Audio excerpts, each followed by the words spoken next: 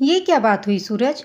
हमारी शादी को अभी 3 महीने ही हुए हैं और इतनी जल्दी आपका मन मुझसे उब गया। पहले तो मेरे साथ वक्त बिताने के लिए आप बहाना ढूंढते थे। अब मैं देख रही हूँ कि ऑफिस के बाद भी आप न जाने कहाँ वक्त बिताते हैं। काम तो मैं भी करती हूँ, परंतु मैं कभी भी आपसे नजरें नहीं चुराती हूँ। आप घर 10 बजे तक आते हैं, मन हुआ तो खाते हैं, वरना ऐसे ही सो जाते हैं। क्या कोई अपनी नई पत्नी के साथ ऐसा व्यवहार करता है? संध्या आक्रोश भरे शब्दों में अपने पति सूरज से कहती है। सूरज बोला, क्या तुम इतनी मॉडर्न होते हुए भी टिपिकल गांव की लड़कियों की तरह बात करती हो? अरे तुमसे शादी की थी तो क्या ये एग्रीमेंट कर लिया था कि 24 घंटे तुम्हारे साथ ही चिपका रहूंगा? नई नई शादी की बात अलग होती है। अब हमारी शादी को 3 महीने हो गए हैं। भूलो मत, मेरी खुद की भी एक अलग जिंदगी है। और ये क्या तुम्हारा मुझे बार बार टोकना और आक्रोश में बात करना मुझे बिल्कुल भी पसंद नहीं है। मैंने कब तुम्हें अपने दोस्तों के साथ घूमने से मना किया है? इतना कहकर सूरज अपनी बाइक लेकर फिर से घूमने निकल गया। तभी दूसरे कमरे से संध्या की सास प्रतिमा जी बोली, बहू, मर्द पर कभी भी लगाम नहीं लगाई जाती है। अरे वो अपनी मर्जी का मालिक होते हैं। अगर घूमता फिरता है तो तुम्हें क्यों दिक्कत होती है? तुम क्या चाहती हो कि मेरा बेटा तुम्हारे पल्लू से बंधा रहे? लड़की नहीं है कि इधर उधर भटक जाएगा और हमारी इज्जत खराब करेगा। तुम तो बस घर गृहस्थी संभालो, मेरा बेटा खुद ही संभल जाएगा। संध्या बोली, मम्मी जी, मैं काम में व्यस्त रहती हूँ, इसका मतलब यह नहीं कि मुझे दिखता नहीं है। और कहाँ लिखा है कि हर बार बहू ही गलत होती है? क्या कभी बेटा गलत नहीं हो सकता है? और क्या कहा आपने कि लड़की भटक जाती है? अरे लड़की भटकती नहीं, बल्कि लड़के उसे भटकाते हैं। मुझे तो यह समझ में नहीं आता कि ये कैसी मानसिकता है कि लड़की माँ बाप की इज्जत खराब करती है और बेटा नहीं। कौन जानता है कल को अगर आपके बेटे ने कुछ उल्टा सीधा काम किया और आपका नाम खराब हुआ तो फिर ना कहना मुझे कि सचेत नहीं किया। इतना कहकर संध्या अपने कमरे में चली गई। संध्या की शादी के शुरू में सब कुछ ठीक था, परंतु पिछले महीने से सूरज का व्यवहार तुरंत बदल गया, जिसे एक पत्नी की नज़र देख भी रही थी और महसूस भी कर रही थी, पर बिना सबूत के संध्या कुछ भी करना नहीं चाहती थी। समय धीरे धीरे बीत रहा था। संध्या ने इस विषय में अपने माता पिता को भी बताया तो उन्होंने कहा, जब तक कोई पुख्ता सबूत ना हो तुम्हारे पास, तुम किसी पर उंगली नहीं उठा सकती। हाँ, जब सच्चाई तुम्हें पता चल जाए तो अपने कदम पीछे भी मत खींचना, हम तुम्हारे साथ हमेशा रहेंगे। संध्या ने नज़र बनाए रखी और वही हुआ जिसकी किसी ने कल्पना भी नहीं की थी। एक दिन जब सूरज दफ्तर से लौटकर आया तो घर में सिपाहियों को देखकर सूरज हैरान था। क्या बात हुई? घर में पुलिस क्यों आई है? क्या कुछ चोरी हो गई है? अरे बताती क्यों नहीं हो संध्या? बुत बनकर क्यों खड़ी हो? वहीं दारोगा खरे ने बोला, अच्छा तो सूरज बाबू आप हैं। आप ये सवाल अपनी पत्नी से क्यों कर रहे हैं? मुझसे पूछिए, मैं आपको बताता हूँ। आपके खिलाफ आपकी पत्नी श्रीमती संध्या जी ने FIR दर्ज करवाई है। सूरज हैरानी से बोला, FIR? मगर क्यों? किस लिए? संध्या, ये क्या कह रहे हैं और ये क्या मजाक लगा रखा है तुमने? मैं कुछ पूछ रहा हूँ, जवाब क्यों नहीं दे रही हो? सूरज आक्रोश से लाल निगाहें संध्या की तरफ करके बोला। जैसे ही सूरज संध्या की तरफ बढ़ा, दारोगा ने उसका हाथ पकड़कर पीछे खींचा और बोला, अपनी पत्नी के होते हुए दूसरी औरत के साथ संबंध रखते हुए तुम्हें शर्म नहीं आती? सूरज अटकते हुए बोला, संबंध? किसके साथ? किसने देखा? वो हैरानी में इधर उधर देखने लगा और सोचने लगा कि आखिर संध्या को उसके और प्रेरणा के बारे में कैसे पता चला। दारोगा बोला, सूरज बाबू, किस किस से पूछेंगे? सारे शहर ने देखा है, तभी तो आपकी पत्नी ने आपके खिलाफ कंप्लेन की है और हमें FIR दर्ज करनी पड़ी। चलो रे, हथकड़ी लगाओ इन्हें और ले चलो इनके असली ससुराल। थोड़ी खातिरदारी हम भी करें, दारोगा हवलदार से बोला। दारोगा सूरज को अपने साथ ले गए। वहीं संध्या चुपचाप खड़ी रही। प्रतिमा जी दारोगा के पैर पड़ रही थी और कह रही थी, मेरा बेटा ऐसा नहीं है, जरूर मेरी बहू के मन में कुछ चल रहा है, तभी तो वो मेरे बेटे को फंसा रही है। आप ही सोचिए दारोगा बाबू, कोई नई नई दुल्हन अपने पति के खिलाफ पुलिस में जाएगी? अरे बहू, कुछ कहती क्यों नहीं हो? पूरे मोहल्ले में हमारा नाम खराब हो जाएगा। संध्या ने एक शब्द नहीं कहा, पर चुपचाप अपनी जगह पर खड़ी रही और पुलिस वाले सूरज को लेकर चले गए। सूरज के माँ बाप इधर उधर फ़ोन करके सबसे मदद की गुहार लगा रहे थे। वहीं संध्या ने अपने पिता को सारी बात बताई और चुपचाप अपने कमरे का दरवाज़ा बंद करके सो गई। अगले दिन संध्या अपने लिए रसोई में चाय बना रही थी तो प्रतिमा जी बोली, देखो तो जरा इस लड़की को लाज शर्म है कि नहीं, अपने पति को जेल भेजकर यहाँ बैठकर चाय पी रही है। बहू, तुम्हारी शादी को अभी 4 महीने नहीं हुए हैं और तुमने अपने रंग दिखाने शुरू कर दिए। अगर सूरज से कोई गलती हुई थी तो तुम उसे समझाती, पर ये सब करने की क्या जरूरत थी? कुछ पूछ रही हूँ तुमसे, मुंह में क्या दही जमाए बैठी हो? प्रतिमा जी के पति किशोर बाबू बोले, जब शादी ठीक हो रही थी तभी कुछ लोगों ने कहा था कि लड़की बहुत तेज तर्रार है, पर यह नहीं मालूम था कि अपने ही पति पर इल्जाम लगाएगी। अगर अपने पति को समझती और समझाती तो ये दिन देखना ना पड़ता आज।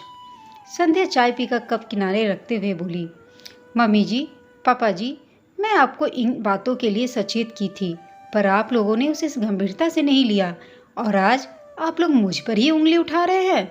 उनकी बुरी आदतों पर लगाम लगाने की बजाय मुझसे अपेक्षा कर रहे हैं कि मैं उन्हें समझाती और खुद भी समझती। वाह रे ससुराल वालों, स्वयं के बेटे को गलती को अपनी बहू पर मर रहे हो। आप लोगों को पता था कि शादी से पहले उनका चक्कर किसी और से चल रहा है, तो उनकी शादी आपने मुझसे क्यों करवाई? मेरी जिंदगी क्यों खराब की? प्रतिमा जी बोली, ये क्या कह रही हो बहू? जवान खून थोड़ा बहुत तो इधर उधर भटक ही जाता है, पर हमने उसे समझा दिया था। संध्या बोली, अच्छा, तो आपने समझा दिया था और आपका लाडला समझ गया था। ये क्यों नहीं कहती कि मेरे पिता के पैसों की चमक आपके आंखों में थी? दहेज की मोटी रकम, फ्लैट, गाड़ी, इन सब के चक्कर में आपने अपने बेटे की एक नहीं सुनी और उसके साथ साथ मेरी ज़िंदगी भी खराब कर दी।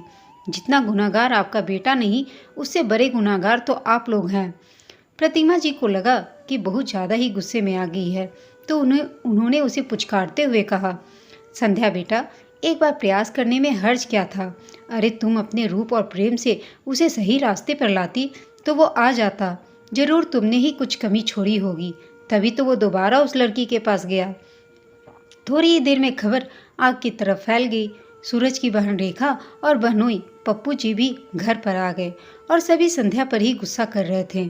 संध्या गुस्से में खड़ी हो गई और बोली, मम्मी जी, एक बात बताइए, अगर मेरा संबंध नंदोई जी के साथ होता तो आप और आपकी बेटी मुझे क्या सलाह देती? रेखा बोली, हे भगवान, देखो तो मम्मी, कैसी बेशर्म औरत है। खबरदार जो मेरे पति की तरफ नजर भी डाली। संध्या मुस्कुरा कर बोली, क्यों, अपने पर बात आई तो मिर्ची लगी ना नदानी? अगर मान लीजिए ऐसा होता तो क्या आप सब मुझे इस घर में वही सम्मान देते जो आज आप अपने भाई और अपने बेटे के लिए मुझसे मांग रही हैं? किसी के पास कोई जवाब नहीं था। वहीं पप्पू बाबू रेखा को धीरे से कान में बोले, भाभी बात तो सही कह रही है। रेखा ने आंखें दिखाई तो पप्पू बाबू चुपचाप एक किनारे खड़े हो गए। प्रतिमा जी बोली, ठीक है, मेरा बेटा खराब है, हम सब खराब हैं। अगर हम इतने ही बुरे हैं तो क्यों नहीं चली गई इस घर को छोड़कर? संध्या मुस्कुराते हुए बोली, मम्मी जी, शायद आप भूल रही हैं कि ये फ्लैट मेरे पापा ने मेरी शादी में मुझे खरीद कर दी थी। घर का एक एक सामान मेरे दहेज का है। और आप क्या कर रही थी? गांव की लड़कियां भटकाती हैं। मम्मी जी, अब वो भी अपने अधिकारों के लिए आवाज़ उठाती हैं। फिर मैं तो शहर की लड़की हूँ, मुझे नहीं रहना आपके धोखेबाज बेटे के साथ। मैं तलाक के लिए अर्जी डालूंगी। अब ना तो मुझे आपके विश्वासघाती बेटे के साथ और ना ही आप लोगों के साथ रहना है। रेखा सामने आकर बोली, बहुत बोल रही हो भाभी तुम, और हम सब सुन रहे हैं। तुम्हारे पास सबूत क्या है कि सूरज धोखेबाज है और वो दूसरी लड़की के साथ घूमता फिरता है? किशोर बाबू, प्रतिमा जी, हर कोई उससे पूछने लगा, हाँ हाँ बताओ, क्या सबूत है तुम्हारे पास? संध्या बोली, पूजनीय मेरे ससुराल वालों, सबूत वो गाड़ी है जो मेरे पिता ने दहेज में आपके बेटे को दी थी। वो मोटरसाइकिल भी मेरे नाम पर ही रजिस्टर है। जब ये लोग न्यू टाउन मेन रोड में घूम रहे थे और हेलमेट नहीं पहन रखी थी इन्होंने, तो सीसीटीवी कैमरे ने इनकी तस्वीर उतारी और इनके खिलाफ चालान काटा और उस चालान का नोटिफिकेशन मेरे फ़ोन पर आया। मैंने सोचा अपनी शादी को एक और मौका देती हूँ, शायद ये खबर गलत हो, पर जब आरटीओ ऐप पर गाड़ी का नंबर डाला तो सारा चिट्ठा सबूत के सामने आ गया। अरे, मैंने तो आपको उनके कारनामे दिखाए ही नहीं। ये लीजिए सबूत। देखिए इसमें आपका बेटा किसके साथ घूम रहा है, समय, तारीख सब है इसमें। इतना कहकर संध्या ने फ़ोन अपने ससुर की तरफ बढ़ा दिया। फ़ोटो देखकर सब हैरान थे, क्योंकि फ़ोटो में सूरज दूसरी लड़की के साथ बैठा था। हेलमेट न होने के कारण उन दोनों की तस्वीर साफ साफ दिख रही थी। तभी किशोर बाबू बोले, अरे प्रतिमा, ये लड़की तो हमारे पुराने पड़ोसी अनिल बाबू की बेटी प्रेरणा है। प्रतिमा जी फ़ोटो देखी और आक्रोश में किशोर बाबू को बोली, सच्चाई पर मोहर लगाना जरूरी था क्या? ना जाने ये लड़का और क्या क्या कांड करेगा। मैं सोची थी कि पढ़ी लिखी नौकरी वाली लड़की से उसकी शादी कर दूंगी तो इसकी परेशानी भी खत्म हो जाएगी और ये सही रास्ते पर आ जाएगा। पर ये लड़का, अब चलो यहाँ से, मेरा मुंह क्या देख रहे हो? फिर बेटे को कोसते हुए वो दूसरे कमरे में चली गई। दूसरे कमरे में जाकर प्रतिमा जी ने अपने पुराने पड़ोसी को फ़ोन किया और खूब उटपटांग बातें बताई। अरे बेटी अगर संभल नहीं रही है तो किसी और के पल्ले बांध देती। मेरे बेटे को फंसाने की क्या ज़रूरत थी? कितनी मुश्किल से तो उसे रास्ते पर ले आई थी, पर तुम्हारी बेटी है कि उसका पीछा ही नहीं छोड़ रही है। उधर से आवाज़ आई, अपने बेटे को क्यों नहीं संभालती हो? खुले बैल की तरह छोड़ रखा है तुमने। अरे इतनी गुणवती और रूपवती पत्नी को छोड़कर दूसरी लड़कियों पर नज़र डालता है। खराब तो तुम्हारा बेटा है जो मेरी बेटी को बहला रहा है। दोबारा मेरी बेटी के आसपास नज़र आया तो उसकी टांगें तुड़वा दूंगे। पप्पू बाबू बोले, माता जी बुरा मत मानिएगा, पर जब अपना ही सिक्का खोटा हो तो दूसरों को दोष नहीं देते। साले साहब ने बहुत गलत किया।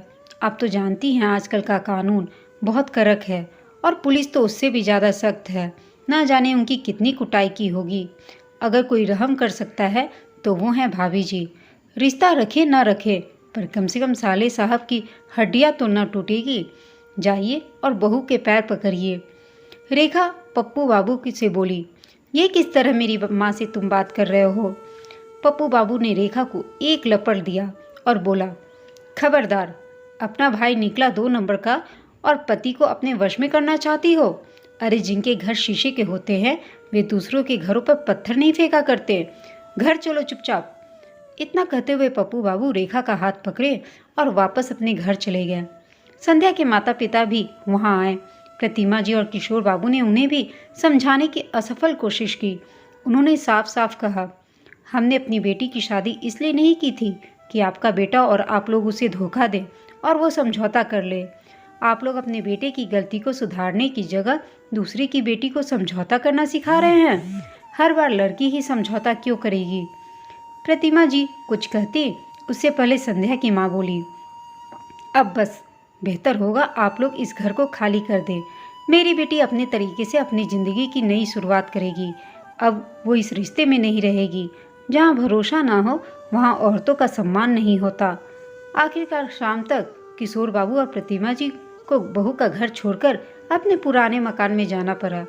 कुछ समय बाद संध्या ने सूरज से तलाक ले लिया और अपनी नई जिंदगी शुरू की। समय बीता, सूरज लौटकर घर आया, माँ बाप से माफ़ी मांगी और अकेले जीवन जीने लगा। प्रतिमा जी बेटे के दुख से दुखी थीं तो किशोर बाबू बोले, जैसी करनी वैसी भरनी।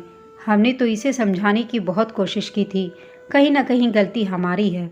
हमने उम्मीद दूसरे की बेटी से क्यों लगाई, अपने बेटे की गलती को क्यों नहीं देखा। सच्ची तो कह गई संध्या, जरूरी नहीं कि हर बार बहू ही गलत हो, बेटा भी तो गलत हो सकता है। समय के साथ साथ संध्या अपने जीवन में आगे बढ़ गई, पर सूरज वहीं ठहर गया, क्योंकि हर बार दाग चांद पर ही क्यों लगे, कभी सूरज पर भी तो ग्रहण लग सकता है। जैसे अच्छी बात फैलती है वैसे ही बुरी बात भी फैल गई। कोई भी माता पिता अपनी लड़की का रिश्ता ऐसे लड़के से क्यों करना चाहेगा जो भरोसे के काबिल ही ना हो। दोस्तों, जिस घर में भरोसा और सम्मान ना हो वहाँ भूले से भी अपनी बेटी को ना ब्याहें। दान दहेज से खुशियाँ खरीदी नहीं जाती, बल्कि घर सजाया जाता है। बेटियों को शिक्षित करें ताकि आत्मनिर्भर बन सके वे और अपनी खुशियाँ खुद तलाश कर सके। दोस्तों, आपको यह कहानी कैसी लगी हमें कमेंट करके अवश्य बताइएगा। अगर कहानी अच्छी लगी हो तो इसे लाइक और शेयर ज़रूर कीजिएगा। चैनल पर नए हैं तो चैनल को सब्सक्राइब प्लीज़ कर दीजिएगा। कहानी सुनने के लिए आप सबका धन्यवाद।